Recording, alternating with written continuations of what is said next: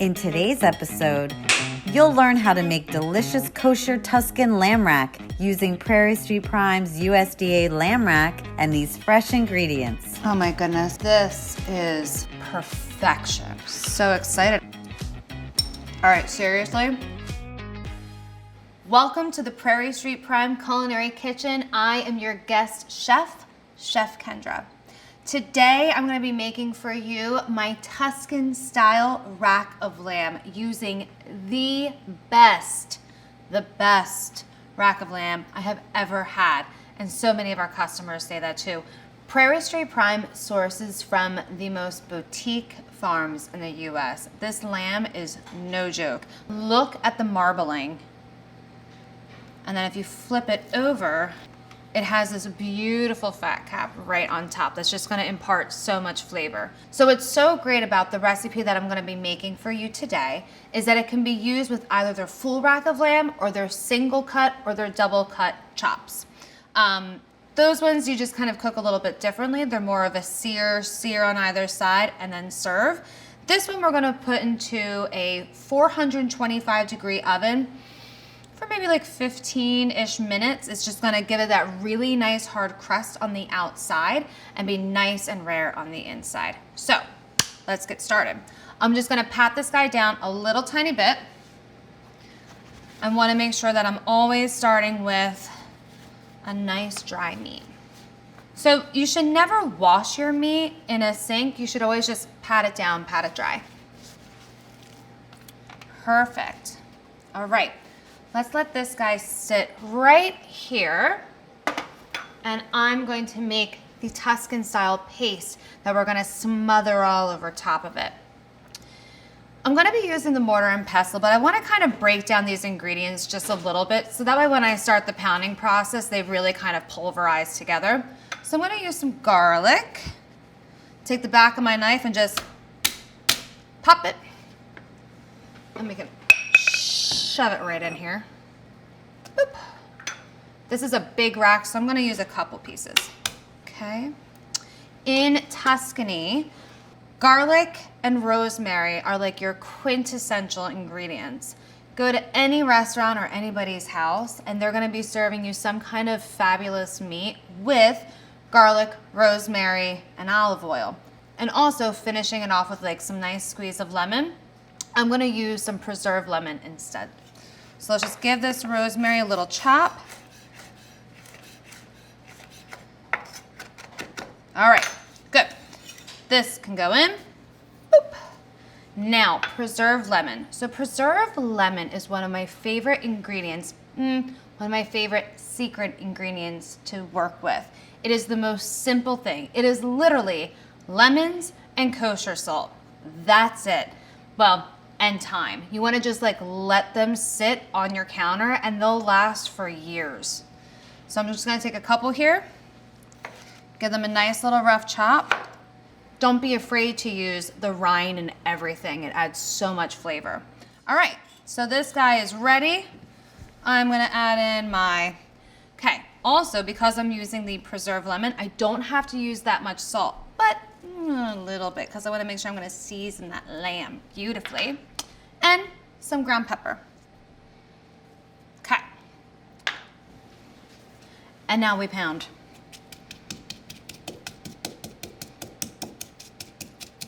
You want to kind of be careful to keep all of your ingredients in the mortar as you're working it with the pestle. So I'm really giving this kind of nice light pound, and then I want to switch with some twist and grind motion to really break up that garlic. Done. Pound it out. It's nice and rough and rustic and Tuscan and just reminding me of my time in Italy. Okay, next thing, extra virgin olive oil. Be generous.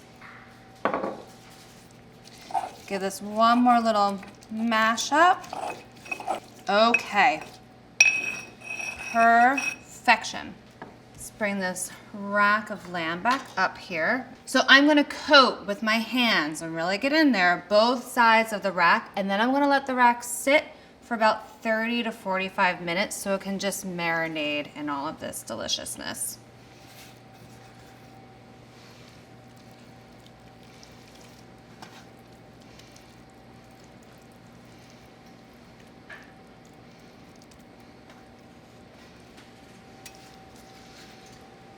flip it over.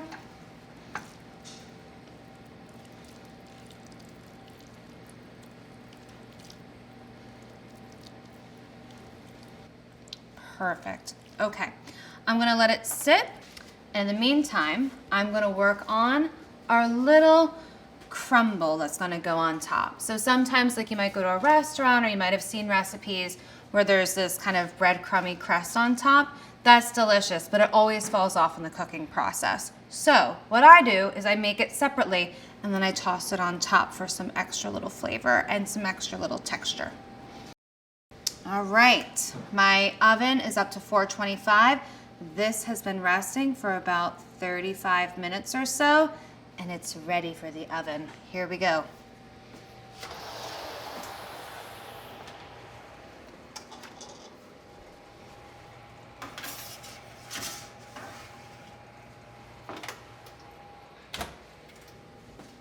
This recipe does not take that long to make, so you want to keep your eye on it. But in the meantime, as it sears on the top, we're gonna make our breadcrumb. Toasting up some pine nuts and some breadcrumbs, I wanna use a little tiny bit of extra virgin olive oil in a pretty toasty pan, just a little bit, maybe like half of a tablespoon or so.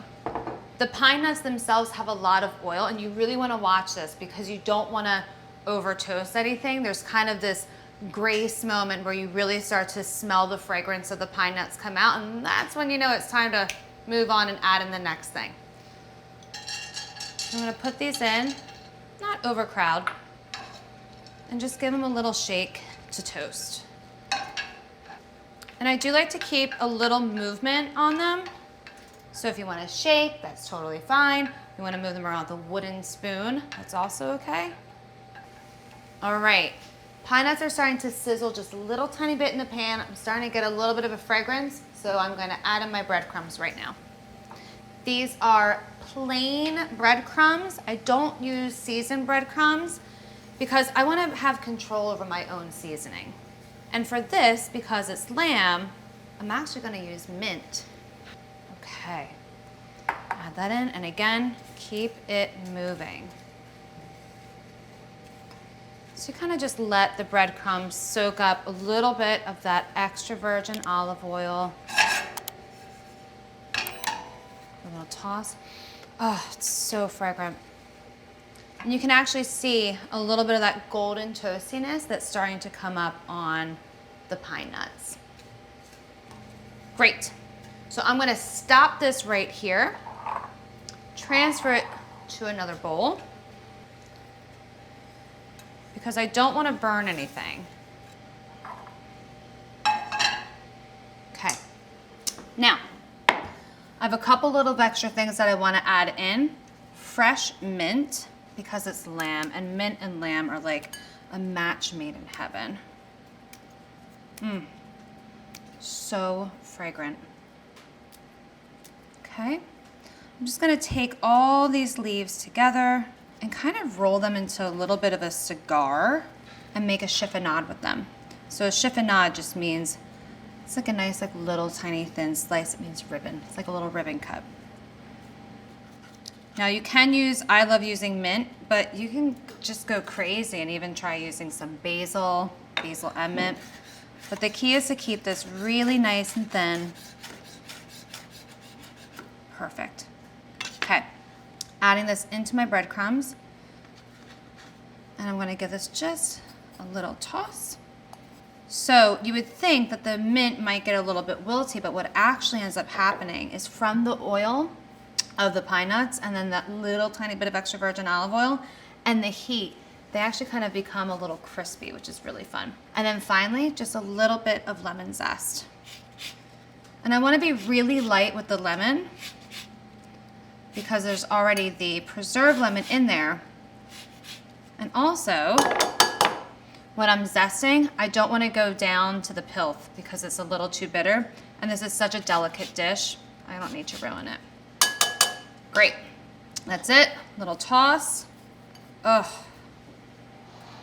Oh my gosh, you could use this as a topper for anything. It is so divine. Okay, now we wait. I am so excited to share this rack of lamb with you. I pulled it out at about 125. It's been resting for about 30 minutes or so, and it is at the perfect medium rare temperature of 135. Let's check it out.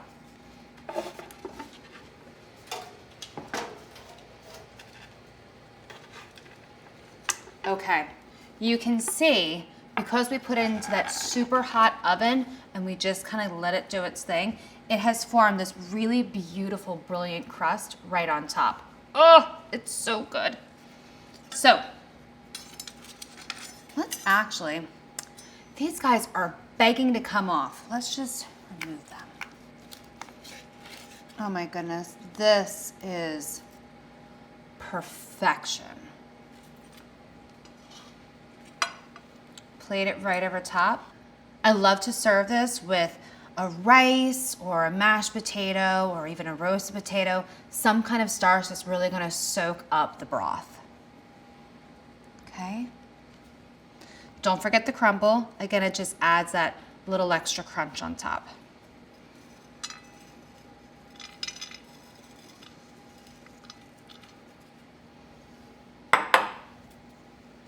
And then just for a little something extra, fresh mint. The moment that I have been waiting for, the taste.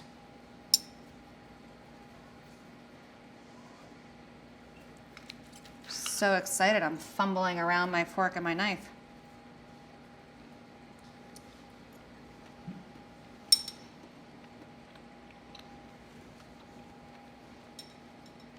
All right, seriously?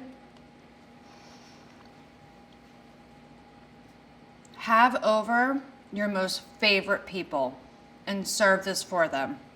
And then ask for a really big favor and they will do whatever you want of them.